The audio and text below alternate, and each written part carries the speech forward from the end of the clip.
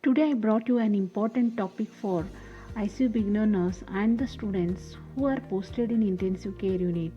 This video gives you an overview of the differences between CPAP and BPAP so that you feel comfortable that your patient is ventilating. Today I am going to cover what is CPAP and BPAP mode, what is the differences between CPAP and BPAP, what is IPAP and EPAP, and the setting mode identification written by the physician.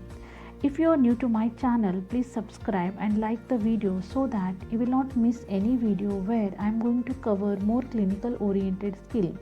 So let us see what is CPAP and BPAP. So CPAP is a continuous positive airway pressure and BPAP is a bilevel positive airway pressure. These both CPAP and BPAP are non-invasive modes of ventilator, and just it means that we are not required to insert an endotracheal tube for mechanical ventilation. So let us discuss about what is CPAP. The CPAP is delivering a constant set of pressure continuously and it never changes. It does not matter how fast the patient breathes, it will just keep pumping along the same set of pressure. Or the CPAP is simply a flow generator. When a CPAP patient breathes in, the ventilator machine will provide one constant pressure during inhalation. Same thing when the patient breathes out, the ventilator will still continue the same inward pressure during exhaling. The common clinical use of CPAP are acute pulmonary edema, obstructive sleep apnea, and obesity hypoventilation syndrome. The CPAP delivers only one pressure setting and help in the following. It helps to increase the oxygen level, it helps to increase intrathoracic pressure preload and thereby lead to decreased cardiac load, and it also helps to decrease the work of breathing. In CPAP non-invasive mode of ventilation, the patient simply requires face mask or nasal pillow in order to be on this condition. There are different types of CPAP masks are available, but I'm not going to discuss much about different types of CPAP mask, but still some are listed here like full face mask, nasal mask, nasal pillow mask. The setting for CPAP that the nurses should keep in mind is initial pressure setting and is measured in centimeter of water pressure. The CPAP device are very simple device and it can be used in the field. Let us see BPAP. The BPAP or bilevel positive airway pressure is much more sophisticated than CPAP.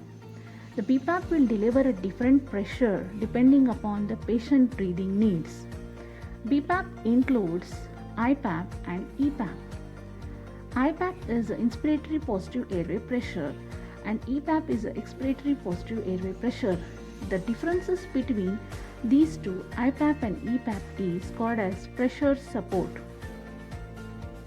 If there is increased pressure support, the lung will be able to expand more and allows increased ventilation and helps in clearing carbon dioxide. So the settings for both EPAP and IPAP. Initially, EPAP is set according to the patient weight, which is 1 centimeter of water pressure per 10 kg body weight. For example, if the patient is having 70 kg, then the EPAP is 7 centimeter of water pressure. Comes with a pressure support of 5 centimeter of water pressure. Therefore, IPAP setting will be 5 centimeter of water pressure above the EPAP setting. For example, if the patient will have the 7 centimeter of water pressure as per the body weight and an IPAP of 12 centimeter, the settings becomes 7 by 12. Again, the EPAP and IPAP settings will be depend upon patient condition and it should be set as per the physician order only. So don't get confused whether the patient is required CPAP or BPAP mode. I would like to say always that BPAP is better than CPAP.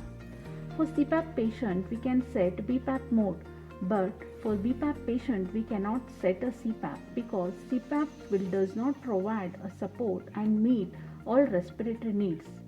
So in CPAP, patient will get relief during inhalation and exhalation. Hope today's video was helpful to you understand the basic CPAP and BPAP setting.